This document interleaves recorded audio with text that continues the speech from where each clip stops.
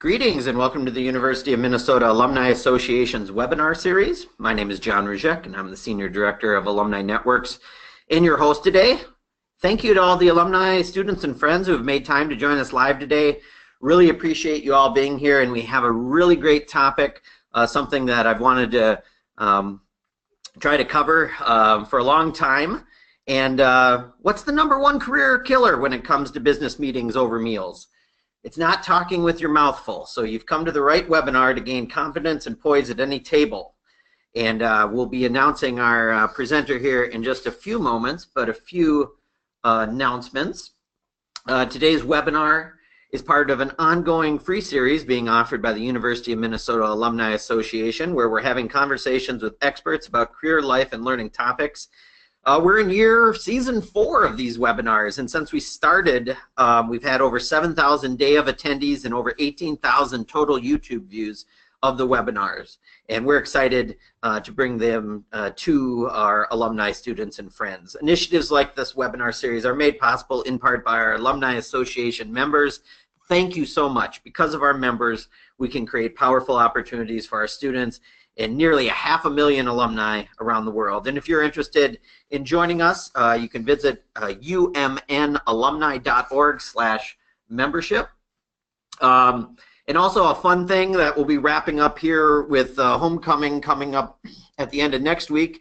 We've had our maroon shirt campaign for the last month, and it's a limited edition t-shirt both for our current association members and also people who join. And if you're interested in that shirt, it's at umnalumni.org/maroon shirt. Check that out, because once they are gone, they are gone. But we'll do a new one next year.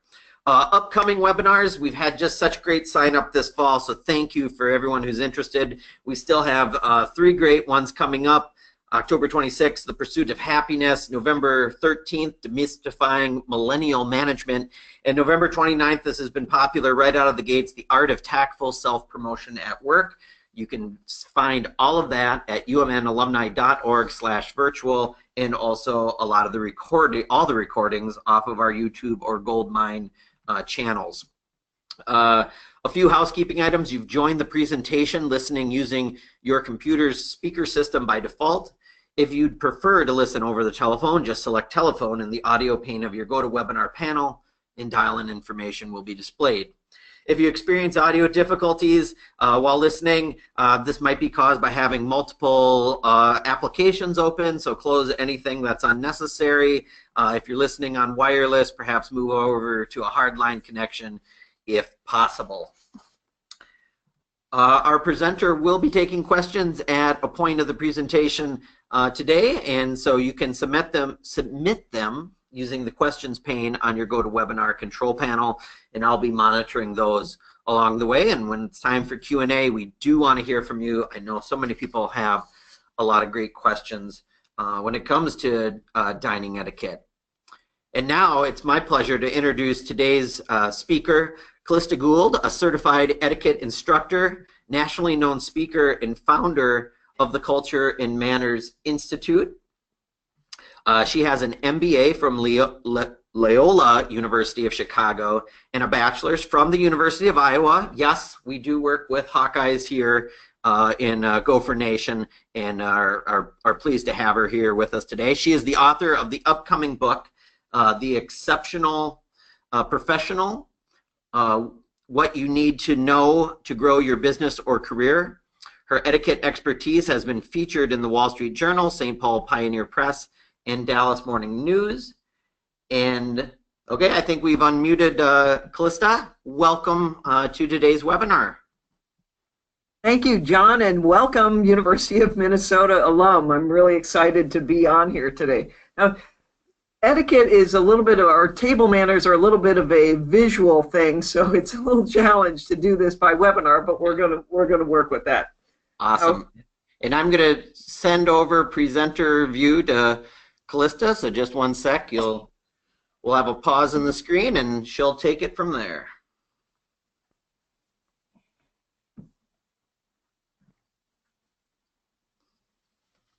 Oops, where to go? That's all right. Looks like beautiful Iowa countryside. Oops. There you go. Sorry. That's all right. Okay, whoops, wait a minute. I think I'm rolling here. Okay, I got this. Now, go to my next screen here. My niece sent me this photo, and I really liked it because she was trying to learn how to make pecan rolls. And these are, I like these because it looks like they are smiling. And this is my approach to etiquette. I like to approach etiquette with a smile. Now, just yesterday, I was speaking to a financial expert who was telling me a story, and he said he went to a conference, and there was a famous financial keynote speaker that was at the conference, and he said at lunchtime, this famous speaker came and sat down right next to him, and he said, I was terrified that I was going to do something wrong and look foolish in front of this famous person. Now, that terror comes from the idea that we have to do everything perfectly. Etiquette is not about perfection. It's not a bunch of stuffy rules designed to confine. The purpose of etiquette is to be aware of the people around us and attentive to their needs. Now, the rules of etiquette are really just guidelines. Always let common sense dictate in any situation. And the number one rule of etiquette is to break any rule of etiquette to make the people around us feel comfortable. Now, every little table manner comes back to that guiding principle. Make the people around us feel comfortable. So it's not rules for the sake of rules. Everything has a purpose, and we'll kind of explain some of those as we go through. All the different topics that etiquette covers, how we present ourselves, how we communicate, these are what we call the soft skills. And so that's how we have our title today, Hard Rules and Soft Skills, Dining Etiquette for Exceptional Professionals. Now, those are pecan rolls, so maybe they should be soft rolls and soft skills. I don't know. But anyway, today we're going to cover a little bit about table manners, and then we'll talk about interview meals. And when we're talking about interview meals, we're really talking about your responsibilities when you are the guest in an interview or in a business meal. And then the last thing we'll talk about is when you are in charge of the business meal, when you are the host, what are your responsibilities? If you have any questions, you can type in your questions, and John will be reading the questions at the end. Now, if I were to ask you, what is the worst violation of table etiquette you have ever witnessed in a business setting? Everyone listening to this webinar would have a story for me. Now, one of the craziest stories I have heard was from two women who were interviewing a woman for a university position. The candidate was a PhD candidate, and the candidate had a chicken breast in front of her, and she took a fork and plunged it into the middle of the chicken breast, and then she turned it upside down and started taking bites out of it like it was food on a stick at the state fair. The two interviewers sat mouths wide open. And one of the professors said, I didn't know what to ask next. Why should it matter how we eat? Why can't we pick up that chicken breast with our hands and start gnawing on it if we want to? It matters because we are not just representing ourselves. Sometimes we're representing an organization or a profession or even a community. So we're not just representing ourselves. And one of those professors said something that I hear from a lot of employers, and it was, we didn't want someone who would embarrass us. Because that person that they were going to hire would be representing the university at conferences and meetings, and so they didn't want somebody who would pick up their chicken like it was food on a stick. Now, sometimes it's the big things that cause us to not get the job or not land that potential client. But sometimes it's the little quirky things. I've had employers say she took butter from the bread plate and put it in her coffee, or he blew a bubble with his chewing gum, or he licked his fingers and that was the hand I was supposed to shake at the end of the meal. So sometimes it's the little things that catch the eye of the interviewer. Okay, on this photo, I want you to take a look at this photo of a formal table setting. You know, when we go to a charity dinner or a conference, a lot of times we'll see a table that looks like this. Now, what's the first thing everybody says when they sit down to a table like this, where all the glasses and plates kind of flow together? They say, is that my bread plate or yours? Are those my glasses or yours? Well, there's a quick trick. You take your thumb and your index finger and you put them together, and your fingers, with your fingers out straight, and it's as if you have a small letter B in your left hand and a small letter D in your right hand. That B stands for bread plate on your left, and D stands for drinks on your right. Ah, isn't that easy? Now, a friend of mine who attends a lot of fundraisers in Chicago said, here's what makes me crazy. The man on my left has taken my bread plate, which is on my left. The man on my right correctly places his bread plate on the bread plate to his left. Then I'm holding the roll. She said that drives her crazy. So what happens when somebody takes your bread plate? Well, etiquette means we try not to call attention to other people's shortcomings. So you don't need to correct the person in front of the whole table. Just take your roll and put it on your dinner plate, and that's fine. You try not to correct anybody's etiquette unless they call you mom or dad. So how do you know when to begin eating? Well, there are several rules for that. If you're eating one-on-one, as in an interview, you might wait until your host begins eating.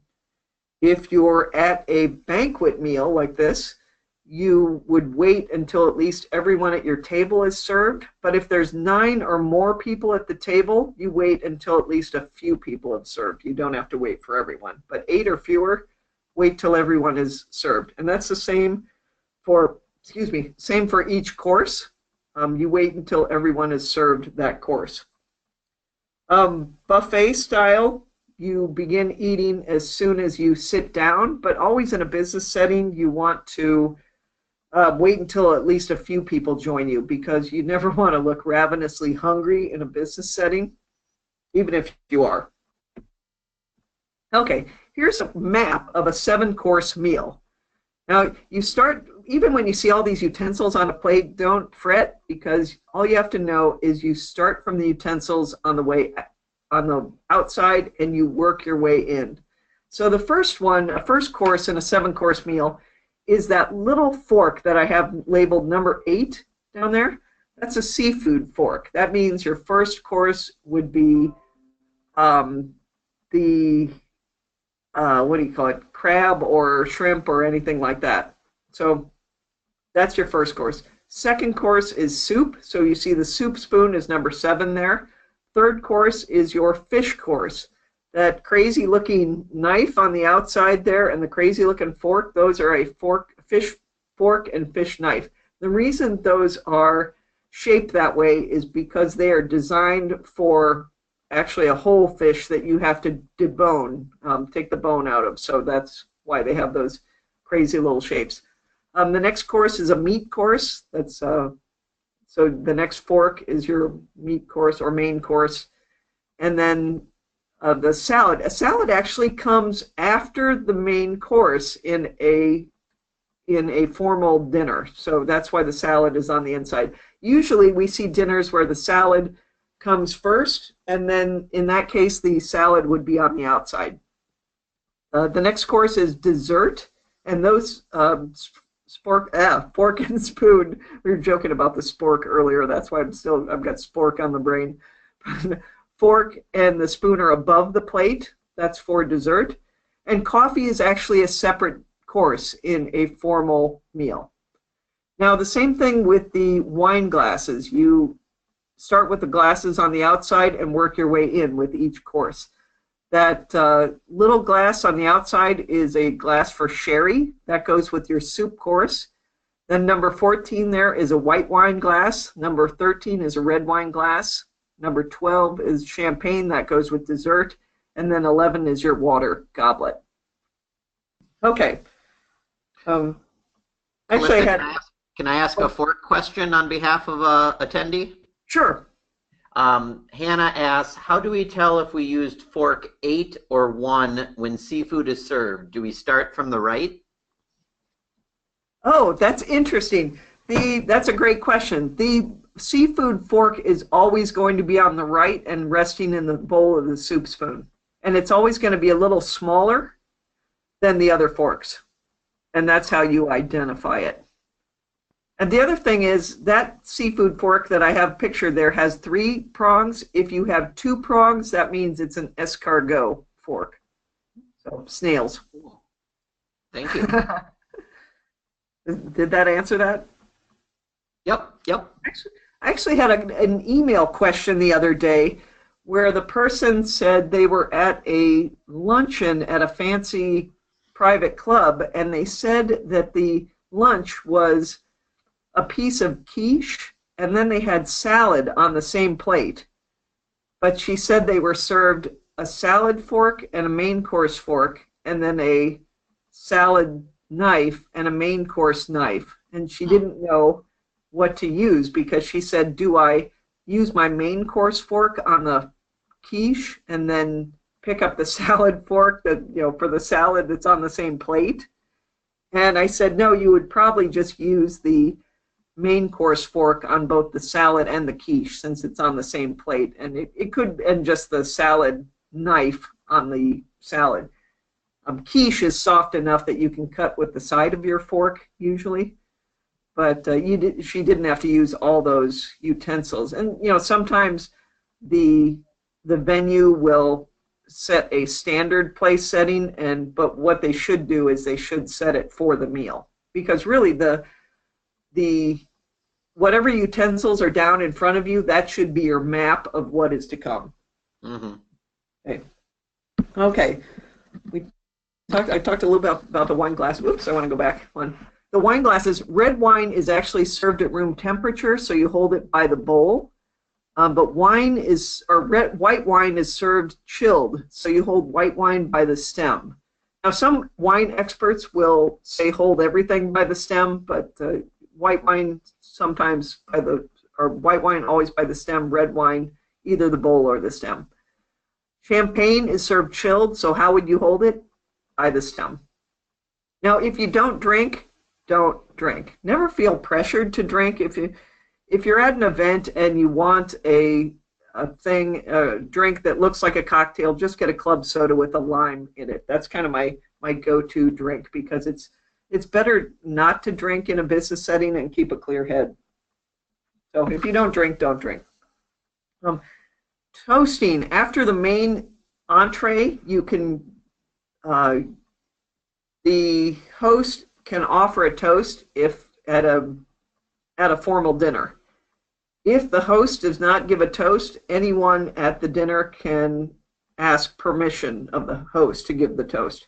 And when you give the toast, you hold the glass out in front of you at chest level, you give your toast, you raise it to eye level, and then you drink. Now, contrary to popular belief, you do not go cling, cling, cling, cling, cling around the table. But what happens if somebody next to you wants to clink your glass? Well, you go ahead and clink their glass, because why?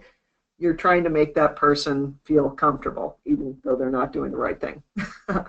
Okay, so when you are the recipient of the toast, if somebody is honoring you with the toast, you do not drink to yourself, because that's like saying, hooray for me. So you don't do that. Now, if you have soup, soup is eaten in a particular way. You're actually supposed to scoop away from you, like a ship going out to sea. You take that spoon and you start near and go towards the far end of the bowl. And the reason we do that is because if you're scooping toward you, you're more likely to splash on yourself. So, and gentlemen, do not flip your tie over your shoulder. You're going to learn to eat neatly. So don't do that. Bread and butter. Do not cut your roll in half and put all the butter on it and make a butter sandwich out of it. You're actually supposed to tear off a bite-sized piece, butter it, and eat it. And then when you want another piece, you tear off another piece, butter it, and eat it. Now that doesn't mean you tear off several pieces and line them up, butter, butter, butter. Don't line them up for takeoff. Just as you want a piece, tear off a piece, butter it, and eat it. Now the next thing I'm going to say is going to make some people very sad.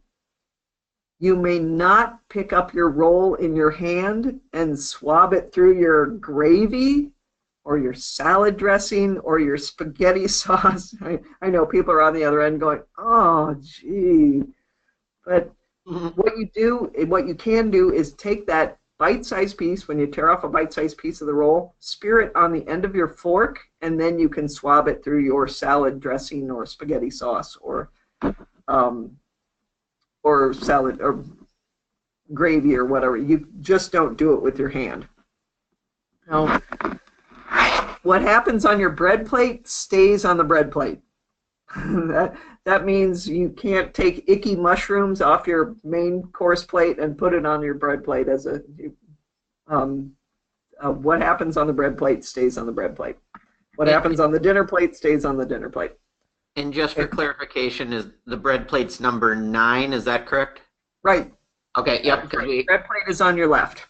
Yep. Because we had a couple questions about the what number 9 was for, and then obviously, and then one other question was the utensil for number 9, and so I'm assuming that's for buttering the bread. And yes. Yep. That is usually with butter. If the butter is shared butter, you will have a serving knife on with the butter. You take the butter with that serving knife and place it on your bread plate, and then you use your knife that is on the bread plate to transfer that butter onto the roll or bread. That makes sense? Yep, thank you. Okay. Salt and pepper is passed together, one in each hand. Even if someone asks for just the salt or just the pepper, you still keep them together. And you set them down on the table next to the person. You don't pass them, hand to hand. Set them down on the person next. And the things go around the table counterclockwise from your left to your right. So anything that you pass around the table, whether it's a shared salad dressing or the basket of rolls, you pass it around to the right and it goes around the table once.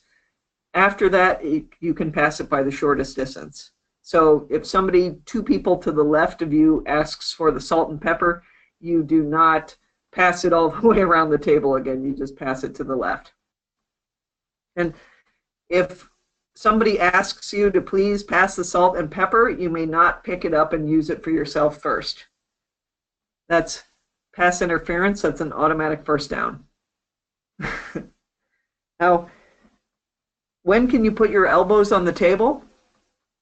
Now, if you've been brought up in 4-H, you're probably saying, Mabel, Mabel, keep your elbows off the table, or this is not a horse's stable, keep your elbows off the table. There is actually one time when you can put your elbows on the table, and that is when there is no food on the table when you're in between courses. So let's say they've cleared the main course and you're waiting for dessert. That's when you can put your elbows on the table. If you're talking to a person on the other side of one of those 8 top tables and it's very noisy and you're trying to hear the conversation, that's when you can put your elbows on the table. One time, I asked that at a junior high. I said, when can you put your elbows on the table? And I had a young lady, who about 12 or 13 years old, say, when you're gazing into each other's eyes. So, junior high. What happens when something falls on the floor? Well, if you're in a restaurant, you're supposed to let the wait staff pick it up. But remember I said at the beginning, let common sense dictate? If you are at someone's home and a cherry tomato rolls off your salad plate and onto a floor and, say, a white carpet, you might try and reach down and pick it up yourself, just so somebody doesn't come along and crush it into the white carpet. So always let common sense dictate. Okay, my next slide here is the cutting position. Whether you're eating American style or continental style, it has the same cutting position. And what you do here is you take your index finger and you put it at the base of the fork and the base of the knife, like you see there, and you put pressure on both with your index finger. Now you're pinning things with your fork and cutting with your knife.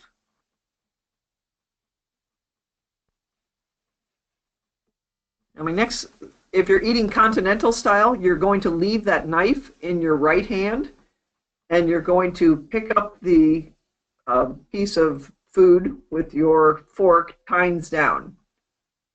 Now, some people say continental style is more efficient because you don't have to put your knife down. It's actually a little trickier because what people do when they're eating continental style is they take their peas and corn or their mashed potatoes and they push it onto the back of the fork with that knife, and they eat with the fork tines down. And that's a little trickier, especially if you're dealing with something like trying to push rice onto the back of your fork. But those people who eat continental style are very adept at it. They're very good at it. And it's always good to practice it if you've never tried it before. Now, if you're eating American style, you're going to set that knife down horizontally across the top of the plate. Your knife is always blade in whenever it's on the plate. And then you're going to switch the fork to your other hand, and you're going to scoop your food. Now, when you are eating American style, you cannot use your knife as a pusher. You're supposed to scoop. Sometimes I see people take their fork in their right hand, the knife in their left hand, and they try and push the food onto the top of the fork, and it looks like they're tossing a salad or something. I don't know, but it doesn't look right. So if you're eating continental style, you can use that knife as a pusher. American style, not. Now, sometimes when you have that one little grain of rice or a little pea and you're trying to chase it around your plate when you're eating American style, let it go. let it go, let it go. Don't dig a hole in your plate with your fork trying to get at it. Okay. This is your finish position. Oh, you know one thing I forgot to say? When you're cutting something, cut 3 pieces at a time, or some people will say cut 1 piece at a time, but what you don't do is you don't cut up your whole main entree like your mother used to do when you were little. So cut 3 pieces at a time and eat them, or 1 piece at a time. This is your finish position. The reason we put utensils in this position is to let the wait staff know that you are finished with your plate. That way they don't have to go around a banquet hall with 200 people and say, are you done? Are you done? Are you done? They can just look at your utensils and know. Now, the finish position is the same for American or continental style. Now, your resting position is different for continental or American style, but the easy way to remember it is all you have to do is set the utensils down exactly as you're holding them. So remember, with continental, you have your knife in your right hand, fork in your left hand. You just set them down in an upside down V. And if you're eating American style, resting position looks like this. You have your fork or your knife horizontally at the top of the plate, and then you have your fork probably at 5 or 4 o'clock horizontally across the plate. That's actually my niece's son. They dressed him up as Dwight from The Office for Halloween one year. He is my business meal guest here. Now, when you're the guest in the business meal, it could be an interview meal or it could be any kind of business meal. The guest orders first. The guest orders first, so you have to decide what to order. So what do you order? Well, you want to order something first that's neat. So if you're at an Italian restaurant, don't order a long stringy pasta like spaghetti, or don't order a big barbecue sandwich with the coleslaw on top, or barbecued ribs or chicken fingers or anything that you'll be eating with your fingers. So you want to eat something neat. You know, at an Italian restaurant, get a small pasta like a macaroni or a penne pasta or something like that. You also want to order something moderately priced because you don't want to look like somebody who will drive up the expense account. Now, I actually heard a great story one time, and it was told to me by an interview candidate. He was at a group interview meal, and he said a few of the interview candidates ordered live lobster. It was the most expensive thing on the menu, but they figured, hey, somebody else is paying for this, so let's live it up a little. So the interviewer was actually a little ticked off at the end of the meal because they ordered all this expensive food, and so he told them what they did wrong, and then he said, by the way, we're all getting separate checks. So always order something moderately priced, because again, you don't want to look like somebody who's going to drive up the expense account if you get hired. Also, you want to order something familiar. If you've never tried foie gras or something like that, don't order it on a business meal. I actually saw an intern get talked into ordering foie gras. Everyone knows what that is. It's kind of a duck liver pate, and it comes in a little gelatinous square or circle, and he took one bite, and I could tell he was not going to make it. He was looking a little queasy. So always order something that you've tried before. Taste your food before seasoning it. If you don't season your food first, if you don't taste your food first, you look like somebody who doesn't look before you leap. So always taste your food before you put salt and pepper or anything else on it. And even when you do, all things in moderation. Don't salt between bites. Just put the salt on once, and then don't keep salting constantly. I'm actually a saltaholic, so that's really hard for me, but I do that at home, but not out on business. Don't order things on the side because it makes you look high maintenance. So if you need your salad dressing on the side, you can wait until your next meal. Don't do that on an interview meal. Let's see.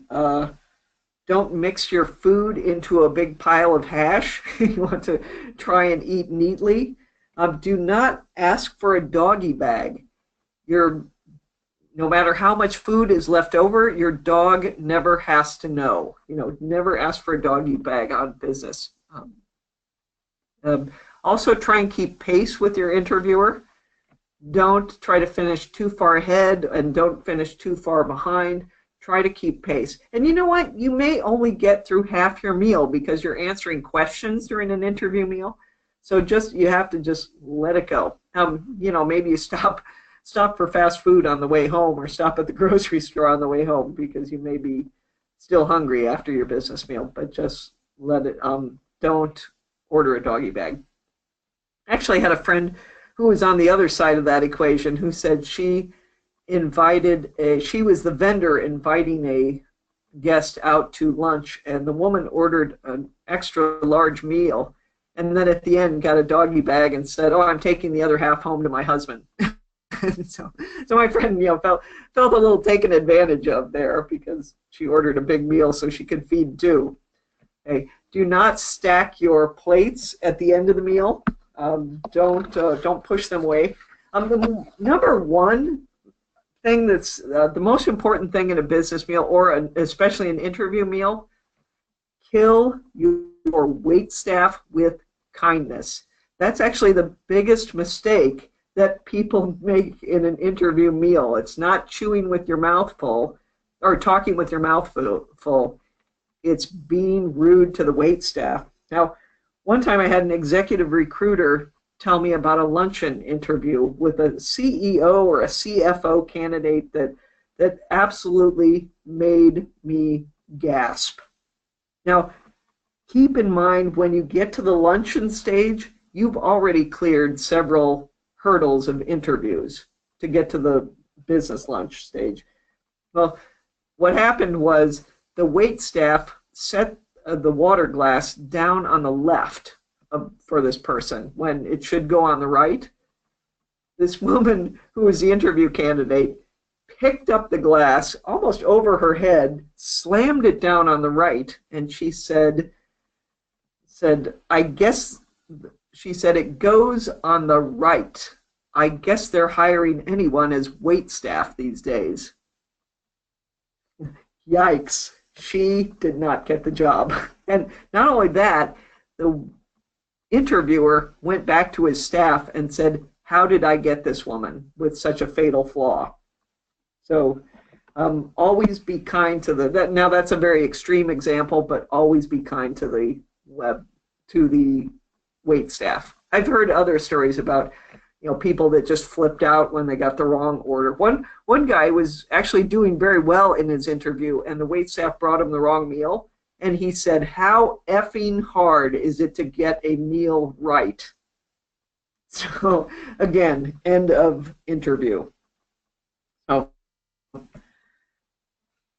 Now let's talk about when you are the host of the business meal. Whoever does the inviting pays.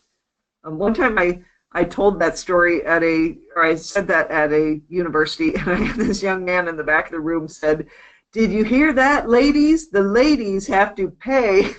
So I said, "Okay, by this weekend, you are going to find yourself alone." So, but that is true. If a woman invites a man out to lunch, the woman pays. Offer your guests the choice of 2 restaurants, because you may be thinking soup and sandwich and they may be thinking steak and lobster. So don't just say, "Where would you like to go?" Give them the choice of 2 restaurants. If they invite you out to lunch, if someone invites you out to lunch or dinner, reciprocate with a similarly priced restaurant. Don't try and outdo them with a more expensive restaurant. Offer your client the best seat, which is the seat that faces out into the dining room or has the best window view or is away from the line of traffic. The host signals for the check and pays the bill. Now, if you have a really important client, you can actually go to the restaurant the night before and make arrangements with the maitre d' to, for a certain table that you want, and just emphasize you've got somebody you have to impress and you want really good service. Okay, tipping 20% is the standard tip. Tip more if you feel it's warranted. And sometimes I tip more just when I see the restaurant is crowded and the wait staff is running around like crazy. Sometimes I tip a little extra for that. Tip a wine steward 20% of the cost of the wine. So if a wine steward assists you in your selection of wine, then you tip that person a little extra. Okay, whoops, I'm going to go back one. I'm trying to think, what are the other things? Oh, you know what I didn't talk about with alcohol? Know your limit. Now, when I worked in my favorite alcohol story came from another college student. And the college student said that they were in an internship, and there was this star of the intern class, this young woman who was just perfect at everything. She was the best intern. She was the smartest. She came from a very important university. And then at the end of the internship, her end of the internship presentation was the best. Now, the company executives wanted to have a party for the interns at the end of the internship to kind of impress them and make them want to work for that company. Now, they knew, everyone knew this intern, the star intern, was going to get an offer at the end of the summer, and they wanted her back. Well, at the end of the internship party, she had a Long Island iced tea. Now, if I were to ask you what were in a Long Island iced tea, I'm sure there are several people out there who could tell me. It's vodka, gin, rum, it's all these clear alcohols, and then there is a little splash of cola in there. So she had a Long Island iced tea. And then she had 3 more. So 4 Long Island iced teas. By the end of the party, she was singing happy birthday at the top of her lungs to the CEO, and it wasn't even his birthday. Game over. So she basically wasted an entire summer internship on 4 drinks. So when you have an alcohol incident, no one will forget it. You may have to change jobs, you may have to change cities. So always know your limit. And an alcohol incident could be taking 1 sip too many and saying the wrong thing. So always be careful. Again, I always say better to keep a clear head and not drink in business. Okay, what are some of the other awkward things that happen? What if you have allergies? In the case of allergies, I always say safety first before etiquette, because I had one student tell me a story. She was on an interview, and she was at a restaurant, and she was eating a soup recommended by her host, I think, and unbeknownst to her, it had a seafood base, and she had a terrible seafood allergy. Well, as she's eating this soup, she begins to feel a little warm, and then the heat is going up her neck, and she can feel her face starting to get puffy, and her throat is starting to close. Her interviewer had to call 911. And actually, the interviewer rode down to the emergency room with her when the ambulance came.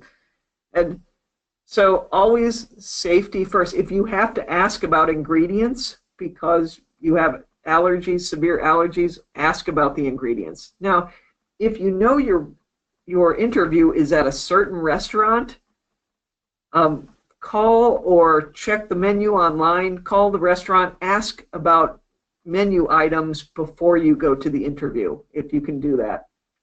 But always safety first. So if you have to ask questions about that, go ahead and do that. Now, what if you don't have an allergy to it, but you just don't like it? You go to a meal at someone's house and they serve something you don't like. Well, this is going to sound like a little bit of a waste of food, but you cut it up and you move it around the plate and engage in the conversation and pretend like you're enjoying it. Now, if you have, well, let's say they're serving a pork chop, you don't eat pork for whatever reasons. You're a vegan, for religious reasons, you don't have to eat it, you don't have to cut it up around and move it around the plate. All you have to do is say, I'm sorry because I can't eat pork. And you don't even have to tell them why you can't eat pork. You just say, I can't eat it, but I can eat the other things you have on the side here.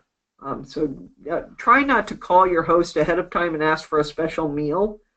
That's because that's kind of, you're not thinking of your host that way. Remember, everything goes back to making the people around us comfortable. And sometimes that is the host too. Now, one more story I want to tell. What if I like to ask people, what if the interviewer has spinach in his or her teeth? Would you tell them? Well, usually when I ask that question, the room is divided right down the middle. Half the room says, I would tell them. And then the other half would say, no, I wouldn't tell them. Well, then I get the reasoning. I take one person from each side and say, okay, why wouldn't you tell them, or why would you tell them? And it usually goes something like this. Somebody will say, well, I would tell them because I would want to know. I wouldn't want to be embarrassed. And then the other side says, well, I wouldn't want to point a flaw out to them and make them feel self-conscious. Now, the answer is actually they're both correct. This is one of those instances where etiquette can be a judgment call. If you think by pointing out the spinach on his or her teeth will make them feel self-conscious, or they will not, it'll distract from your interview, it might make them feel embarrassed, then you wouldn't say anything. However, if that person is about to walk away from you and go into a busy meeting or go up to a lectern in front of an audience, then you might tell them to save them from further embarrassment. So again, that's one of those instances where etiquette is a judgment call. And also, follow up after a business meal with a thank you note. That is the most neglected part of business correspondence is the thank you note. Don't just send an email. Send a fold-over thank you note for a gift or for a meal out at a restaurant, but if it's an interview, you send a typed written thank you note. I always think it's good to send two thank you notes. Send an email one for immediacy, if they're going to make a decision in the next 24 hours, but send that follow-up one through the mail, because think of all the effort that you go on the job hunt, to research the company and do the interview, prepare for the interview, do the interview. Why wouldn't you take that one little extra step that would make the difference in whether you get the job? And employers always tell me that extra typewritten note lingers and makes a great impression. Okay, so the last thing I want to talk about in a few weeks, I have a book coming out, and some of the stories that you've heard on this webinar today are in the book. But it's called The Exceptional Professional. This is actually the first time I'm revealing to the public this book cover. And the book is all about everything that you need to know when you're working as a professional. So it has things on business travel, and it has interview meals, it has resumes, it has networking, a lot about business meals. And sometimes it has quirky little things in there, like when you're a woman and you go to get a hotel room, I find that they always give you the worst room, which is the room right up against the elevator shaft. So all night you can hear so it's there are little things like that, and how to assert yourself so you don't get the worst room in the hotel, especially if you're a woman. So anyway, that's coming out in a couple of weeks on Kindle, and the print version will be out on paperback in November. So that is it. And now, I guess, John, can we open it up for questions? You have any questions coming in? Absolutely, we do. And so, yeah, so feel free to type in your questions. We already have quite a few in the queue. So what I'll do is I'll kind of maybe shoot them to you rapid fire, and we'll try to get through as many as possible here. Okay? Okay. All right. So going back, a quick question on tipping the wine steward. When do you do that? Do you do it privately? Oh, no, that's a great question. You can do it on the bill. You itemize it on the bill. So, for instance, your bill comes and you've got the food totaled and the wine totaled. Just total up your wine and take 20% of that and put, your 20% tip for the wine steward. You label it wine steward and then food server. Excellent. Itemize on the bill. Another question, a very specific one. How are you supposed to handle eating an olive with a pit in it? Oh, that's a great question. That brings up what happens if you put that olive in your mouth and then you didn't realize it had a pit in it or a stone. How do you get rid of that? Well, if you know it's got a stone, what you do is you trap that olive against your fork and then you cut it with your knife. But if you put it in your mouth and all of a sudden you feel this stone and you have to get rid of it, there are a couple of different things you can do.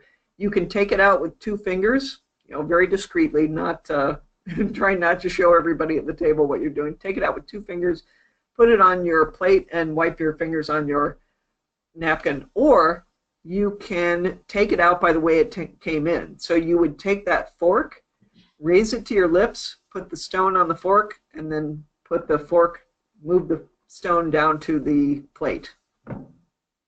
Okay. That makes sense? A couple beverage questions here. If you are the guest and you order first, this person writes, by default you choose water. Then the host orders an alcoholic drink. Is it okay to change your order to add an alcohol drink too? Yes, and I would say that's the right thing to do. Wait until your host orders it, and then it's fine to change and say, you know what, I think I'd like to get something too, or that's fine. What you wouldn't do is you wouldn't order an alcoholic drink without knowing what your host is ordering. Okay. Or you could always say to the host, what are you having? Great. Another person writes, I don't drink coffee. Is it rude to turn my cup upside down on the saucer to save the server from asking? Oh, that's a great question. No, you know what? If the cup is already upside down, you leave it there. But if it's right side up, you do not turn it upside down. You just tell the waitstaff, no thank you. Because they usually ask you. They don't usually just pour it. They usually ask. And you would just say no thank you.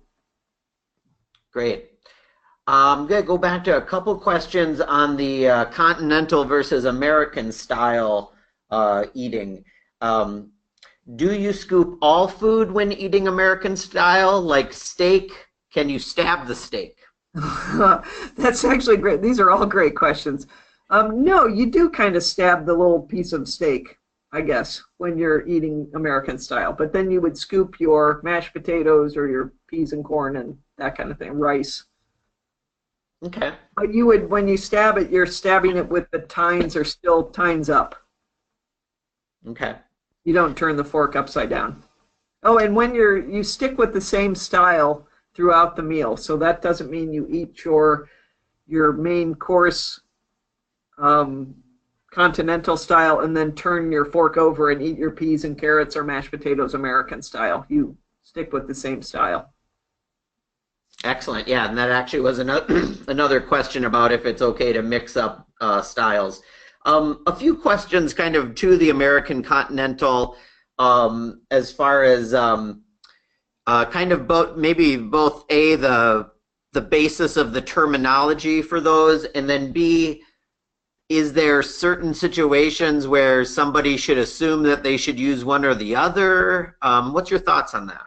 Ooh, these are fabulous questions. One, let me tackle the second one first. If you should always eat with the style that you are most comfortable with. So let's say you're eating up in Canada or in Europe or Australia or someplace where they eat continental style.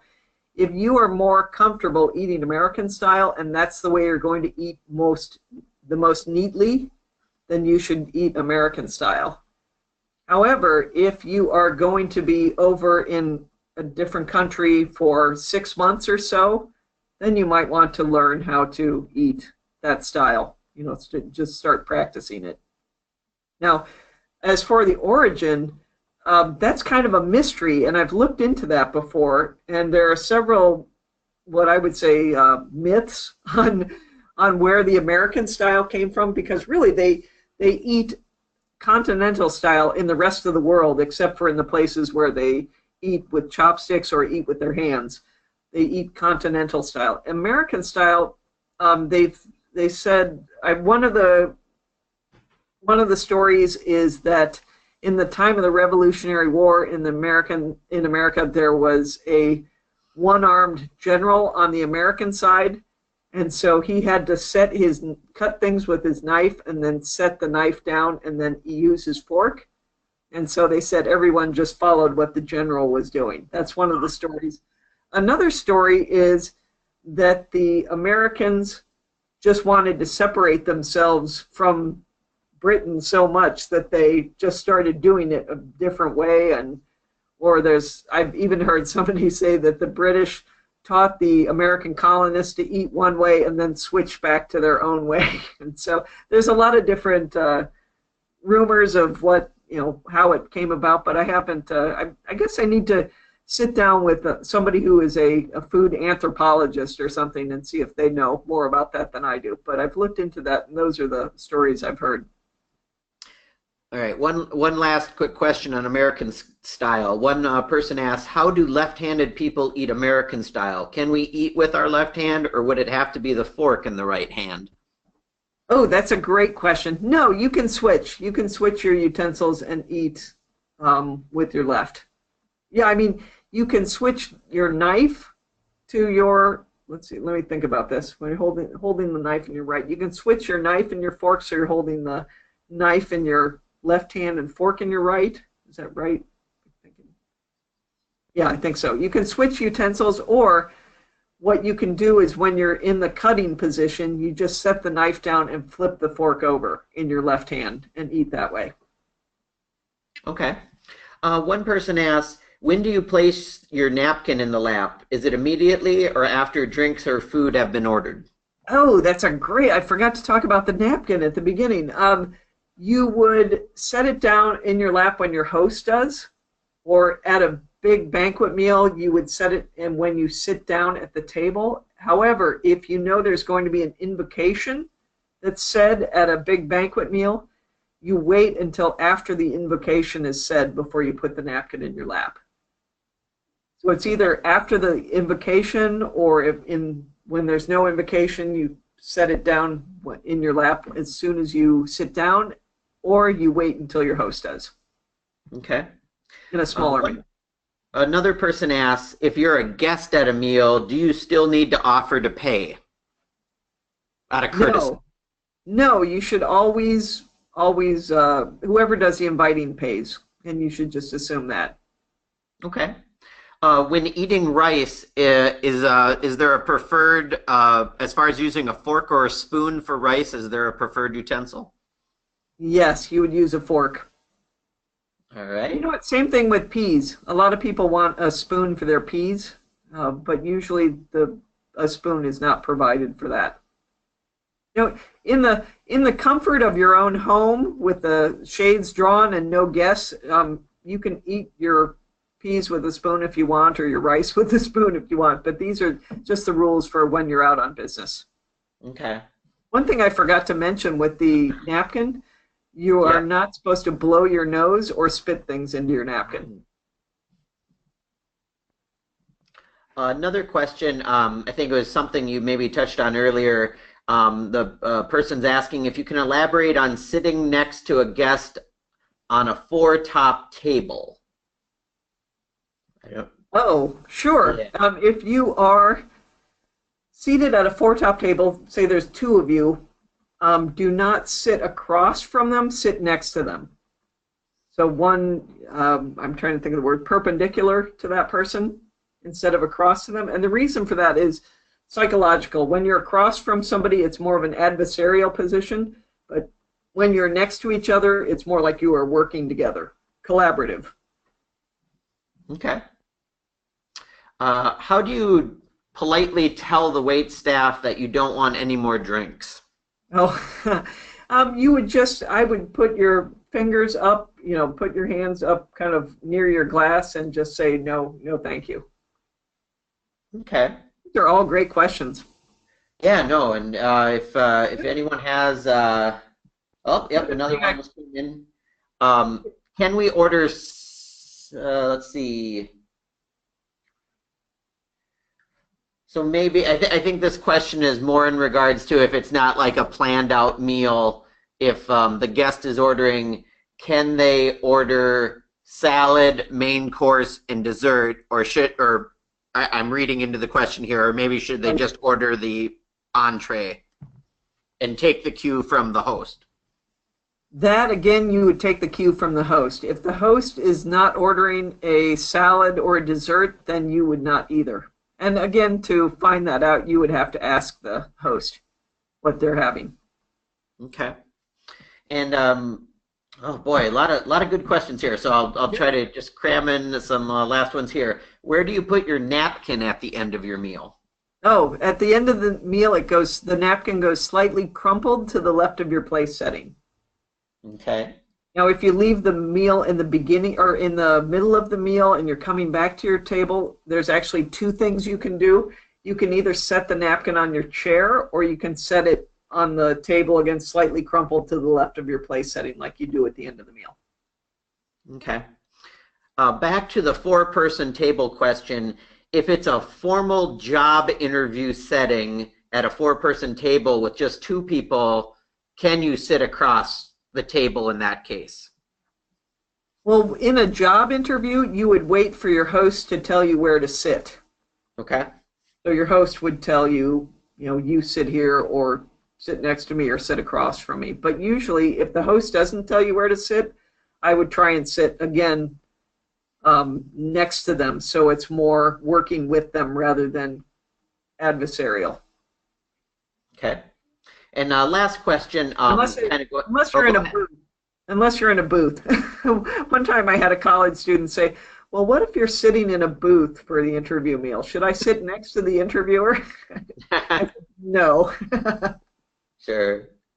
And then just one final one, and thank you for taking all these great questions. The person writes, my nose gets runny when I eat. How should I deal with that in a business meal setting? So we're not using our table napkin. How do you deal with kind of runny nose situations? That's a great question. I actually have this myself. I have slight food allergies where I get a little congested. You just take a tissue and you dab your nose. Now, if you really have to blow your nose and honk, then you would move away from the table, get up and excuse yourself from the table, but otherwise you just dab your nose with your tissue.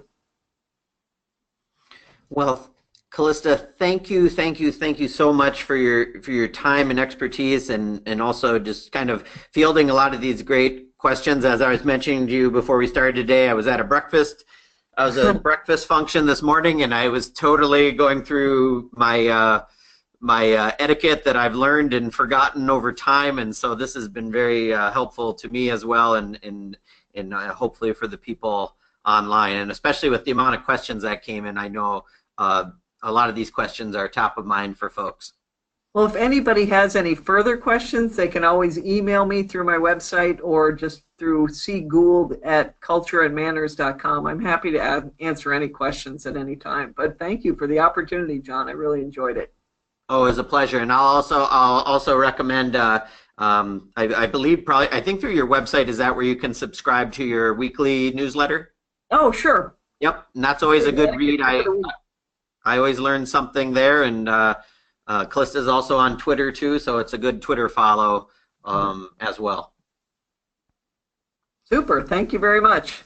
All right. Thank you so much for your time, and we're wrapping up here, but thank you everybody for tuning in today. We had well over 100 people online today, and so it's always great that our alumni, students, and friends can join us.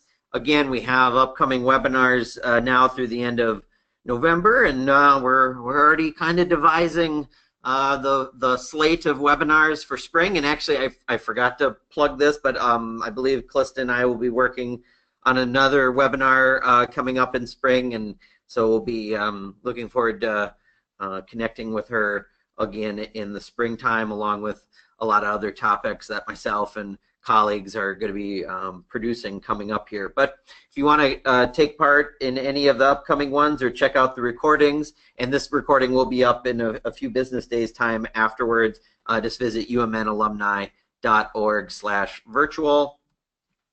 And again, thank you to our alumni and friends who are in support of the university and the Alumni Association. We're very appreciative of everything you do, whether near or far. And just want to wish you a wonderful day. Go for Skyuma, and we'll see you in a few weeks. Thank you.